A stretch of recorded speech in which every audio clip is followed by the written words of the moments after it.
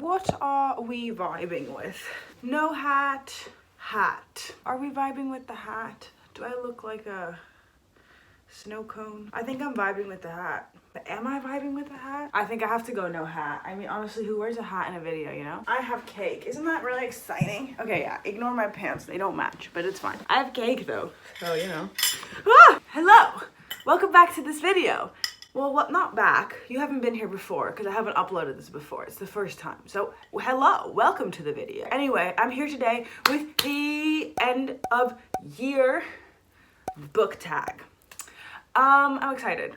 I'm literally just copying the questions from Destiny's video. Destiny said, well, the absolute booktube queen in my opinion. I did delete a couple of the questions because either I couldn't find an answer for it, the answer was a duplicate, or my answer was lame, so then I just deleted them. And also, because yeah, these people, like the hardcore booktubers, they're reading like 300 books a year, and I'm not even close to that. I read 52 books so far this year. I think it'll be 53 by the end of the year because I'm about to finish the book I'm currently reading, and there's like 2 days left of the year. There was a lot of mediocrity this year, so it's hard to answer the questions when half of the books I don't even remember that I read them because they were so like meh. Yeah, I've answered the questions that I could answer. I'm gonna answer the questions. I'm gonna tell you my opinions. Please don't get mad at my opinions. They're just my opinions. If you don't agree, that's a-okay. If you do agree, that's fantastic, you know? Oh yeah, the first thing that I wanted to talk about was my overall reading year, because like I already just said, wasn't great. I don't know. I enjoyed the books I read, but like I said, the majority was just meh. I don't think I found a single new favorite this year. Oh, actually no, I found one new favorite book. Everything else was just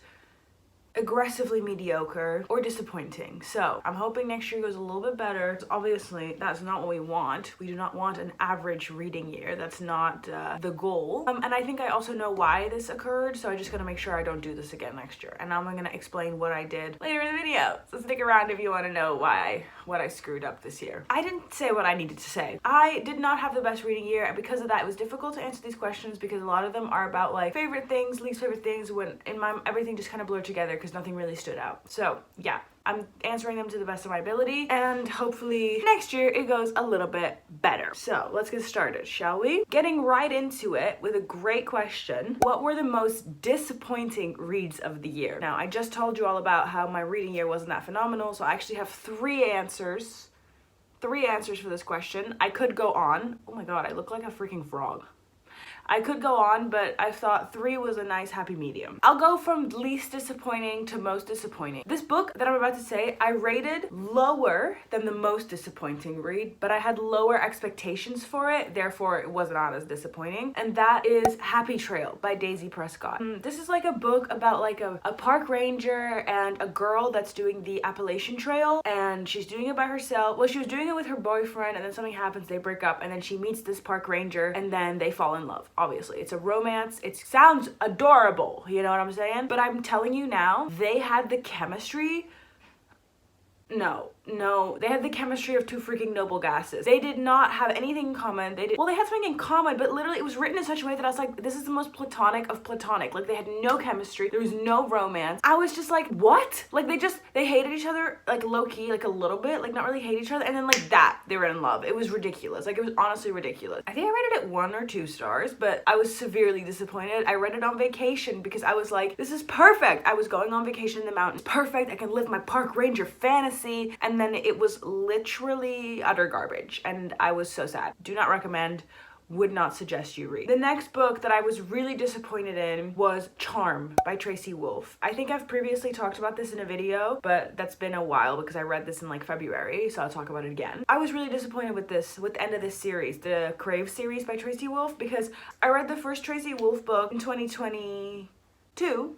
I read Crave. I absolutely loved it. 5 out of 5. That book was phenomenal. Second book, also fantastic. And after that, it just all went downhill. The plot started getting absolutely ridiculous. The things she was coming up with were just like, what? It was getting too wild. And then the last book, I was like, what is this? What is going on? Like, what are you doing? I don't even remember honestly what happens in this book, but it was not it. It was really not it. I gave it 2 stars. I was really disappointed, especially considering how much I thoroughly enjoyed the first 2 or 3. Also because normally series go uphill. Like you read the first one, it's pretty good. You read the second one and then you're like already know the characters, you're invested in the world, and it just keeps getting better and better and better. That wasn't the case here. And there's another one that I haven't read yet. There's another book that came out in like May. I completely forgot that it was coming out because I was gonna read it. Okay, I googled it. The next book is a continuation. So basically the series ended in the last book, but now she's gonna bring out another catastrophe. That's what I gathered from the synopsis. She was like, oh, can I say that? Is that a spoiler? I'll beep it out. And then now she's like, something else is gonna go wrong. So basically we're just gonna keep publishing books, but I low-key do want to read it. So we'll see how that goes. Yeah, I don't know if I'll ever read that, but I kind of want to. I kind of want to finish the series off, but at the same time, this was such a disappointing read. So disappointed that this series didn't end on a high, and it doesn't need another book. I have not a clue what this book... Oh, I remember why this was so crap. It was a prequel. Charm. I'm pretty sure Charm was a prequel for the series, but it was like so crazy and like made absolutely no sense, and there was no stakes because you already knew what was gonna happen because it was a prequel and you'd already read the rest. So you already know that like the characters are fine and that nothing major happens because otherwise it would have been mentioned after. You know what I'm saying? So there was like, it's like, what am I reading this for? Like this, there's no point. Nothing's gonna happen. So yeah, that's why I didn't like it. I remember now. And then lastly, in my disappointing books, this book I had extreme high hopes for, and once you hear the title you're gonna know why that is. I really wanted to love this so bad. I wanted to get immersed in this series. I wanted to be a fangirl of this series. That was The Vampire Academy by Rochelle Mead. Is that how you say it? Rochelle? Anyway, didn't love it. As we all know, I'm a vampire fangirl. Like, I love everything that has to do with vampires, but this was just so bland. You just get thrown into this book with no context. I was literally reading it and thinking like, is this the first book? Like, did I miss something? Am I supposed to read something else first? Like, what was going on? No, I don't remember even the plot of this book. It was just so underwhelming. So underwhelming. No, I didn't like it at all. I can't even tell you why I didn't like it. Just know that I didn't, and I really wanted to. Vampire Academy, I gave it 2 stars. Will not be continuing the rest of the series because I was so thoroughly disappointed. I hated it. Didn't like it at all. Will not be reading the rest. So yeah, those were my 3 highly disappointing reads of the year. Let's go to the next question, shall we? Okay, next question is Underdog Book of the Year. And for me, this 100% has to be Strong Female Character by Fern Brady. I was not expecting to love this. Like, I loved that book. And the more that I've reflected on it and thought about it since I've read it, the more that I love it. Like, honestly, this book has really grown on me. It's a memoir by Fern Brady about her experience being autistic and late diagnosed. I'm interested in the topic, which is why I read it, but I didn't think I was gonna love it because I had this idea in my head that like I don't like memoirs. Like memoirs are boring, blah, blah, blah, blah. Don't know where I got that because I'd never read a memoir before this. So that idea was like completely fictional in my head. I overcame it this year because I read her memoir and it was fantastic. I really, really enjoyed how she told the story. Like the flow of this book was so good. The stories were so entertaining and real and just phenomenal book. Honestly, such a good book. I rated it 4 stars, but looking back, it might be a 5-star book. I didn't get that 5-star feeling. I think for me, I need like those plot twists and those shocks and reveals, and obviously it's a memoir. There's not gonna be like that type of moments. I mean, I guess there could be, but that wasn't the vibe of this book. But I still really loved it, and I was not expecting to love it. Like, I was not expecting it, and so when I finished it and it was good, I was like,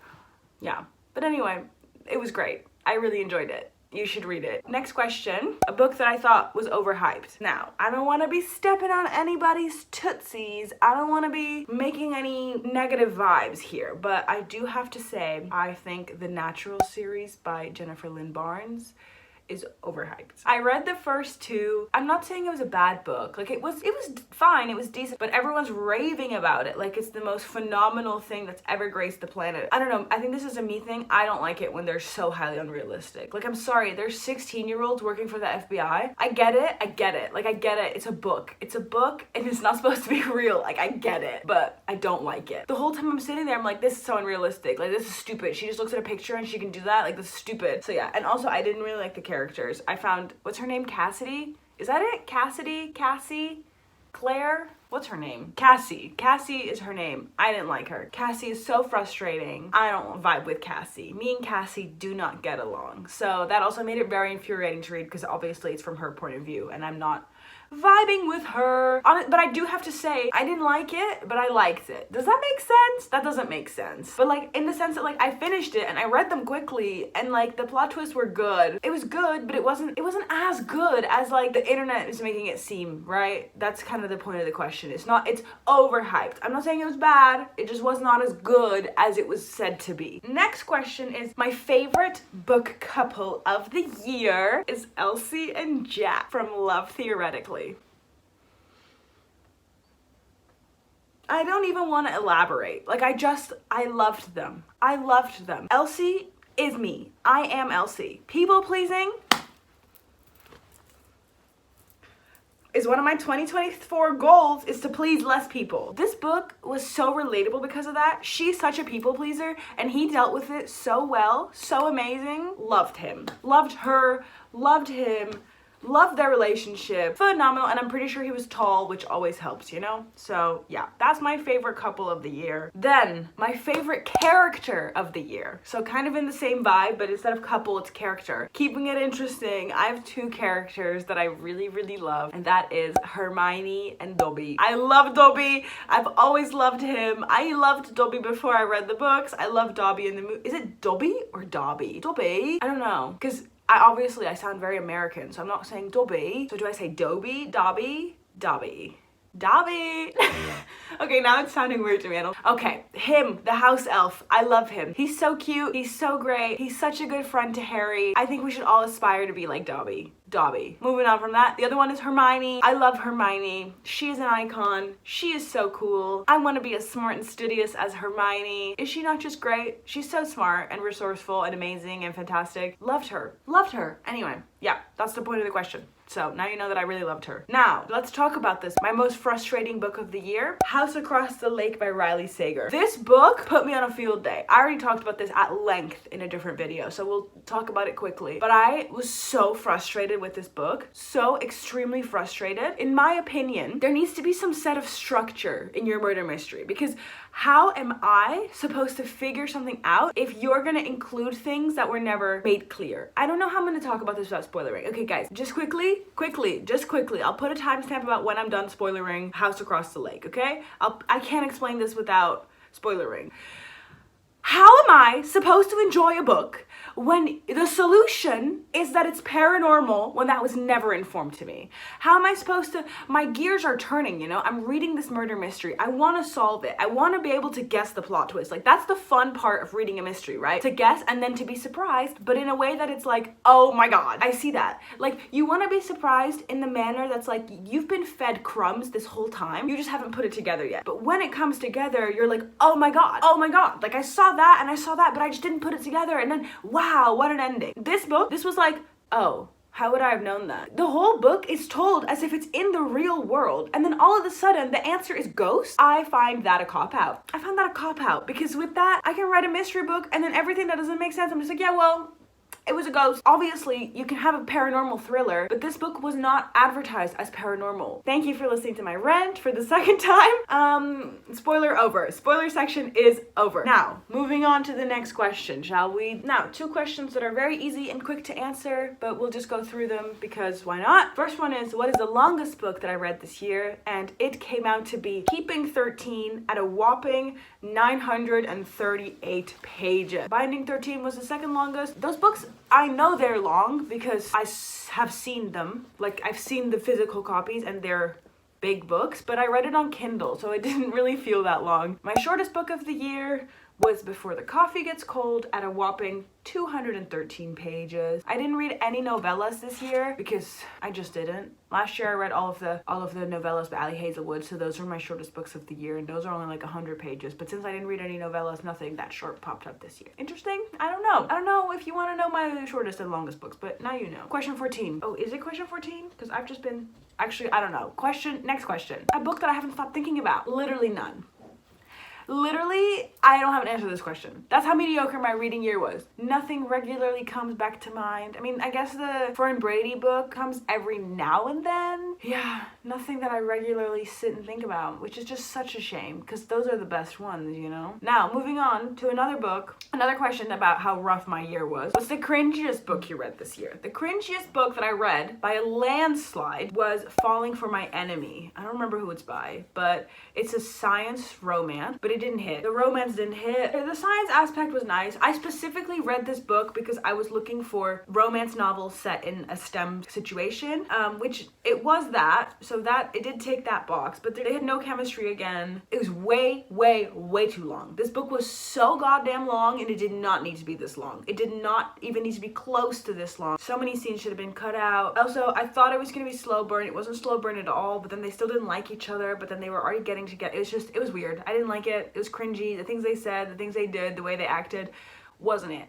Was not it. So that was the cringiest book that I read this year. Okay, now for another one of those questions that's basically just a statistic from Goodreads, but that is, what is the highest and lowest rated books that I read based off the Goodreads ratings, and do I agree? The highest rated book that I read this year, which to no surprise of anybody I don't think, was Fourth Wing by Rebecca Yarros, and I somewhat agree. I mean, this book has like a 4.6 on Goodreads, which is crazy high. Like, that is wild to have that high of a rating, which good for Rebecca Yarros, like, go queen. And I gave this book 4 stars, so to some extent I agree. I thought it was a good book. I gave it a high rating. I didn't give it a 5 stars, which obviously a lot of people gave it a 5 stars if it has a 4.6, but yeah, it was good. I think the rating is somewhat accurate. I think it's a good rating because I would recommend people read the book, so obviously if you see the 4.6 rating, you'll definitely read that book. So in that aspect, I agree with this rating. My lowest rated book that I read was You All Grow Up and Leave Me by Piper Weiss, I think is her name.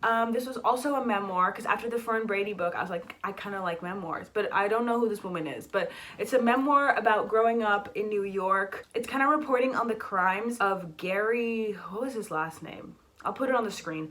But he was a tennis coach and he was not good. I don't know if it's really a spoiler because it's a true crime case, but he committed crimes that weren't good. But my issue with this book is that it's a memoir about him and the crimes he committed to somebody else. Piper Weiss, she took tennis lessons from him, but she's not the girl that he stalked, harassed, kidnapped. So that was just a little bit odd, and I think a lot of people in the reviews agree that yes, you can definitely report on somebody else's story, but then to make it a memoir is just a little bit weird.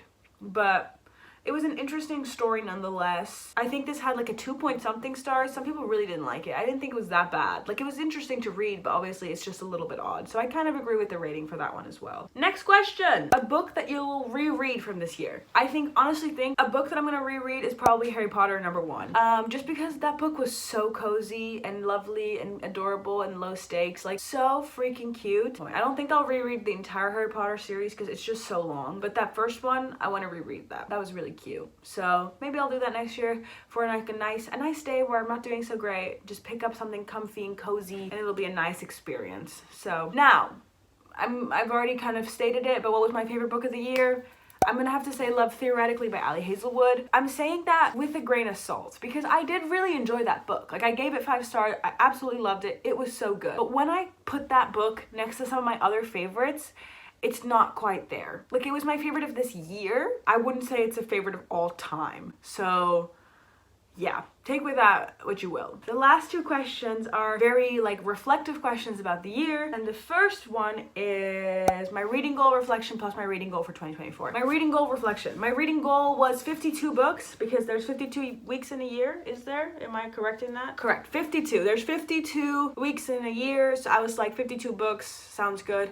And I reached my goal. I read 52 books. Like I said, I think it's going to be 53 because of the book that I'm about to finish. So I read 1 extra book for my Goodreads goal, which is exactly the same amount of books that I read last year. And to be honest, I think I'm going to set it to be the exact same goal again at 52 for next year because it's achievable for me considering that nothing is going to change. As in, like, I'm having the same busyness with school. Like, realistically, I'm not going to find any more time to read. If I do, that's great, and then we can go over the goal. But I also don't think there's going to be less. So it's going to be about the same. So why not stick with the 52? It works for me. I think it's a good number. And then the last question of this video is, after 2023 reading, What are you prioritizing in 2024? Here's what I'm prioritizing. I'm gonna stop reading books that I don't really care about. What I did this year was I have these books on my shelf that I talked about in my most anticipated reads of 2024, or like my books that I want to read before the end of the year. Those are books that I really, really, really want to read. And for some reason, I just don't read them. I end up reading things like Falling for My Enemy. Like, I'm like, I really want to read this book. I think I'm going to love this book. And then I'm like, oh, but I should save it. I should save it. I should save it. What am I saving it for? You know, like, when am I gonna read it? Like, I just need to read it. And I need to stop caring about how thick books are. Because, for example, Empire of the Vampire. I talked about this in the 2023 end of year book tag thingy-mabobber. And I really want to read it, but I haven't because it's long. I need to get over that. I need to get over that. If I like long books, I like long books. And I need to not read books because they're short or fast or easy, because I just won't like them as much. And then I get what I had this year, which was a very mediocre reading year. I should put effort and time into reading the book that I actually think I'm going to enjoy, and not just reading the book for the sake of reading a book. So that's my goal for 2024. To read more of what I think I'm going to love instead of just random bits and bobs that fly along because I don't know what to do. Obviously, there could be gems, but there's much higher chance I'm going to enjoy the books that I actually think I like. So yeah, those are my goals. Thank you so much for watching. Do you have any goals for 2023 reading? Do you have any book recommendations for me based off the things that I said in this video? Are you going to read any of these books? Let me know down below. If you did like this video, then please like and subscribe. And I wish you all a really, really good 2024. That's crazy to say. 2024, guys. Wow, a whole year has been done. A whole year is done. It's 2024. Okay, I need to stop thinking about that. I'm gonna have an existential crisis. Bye-bye!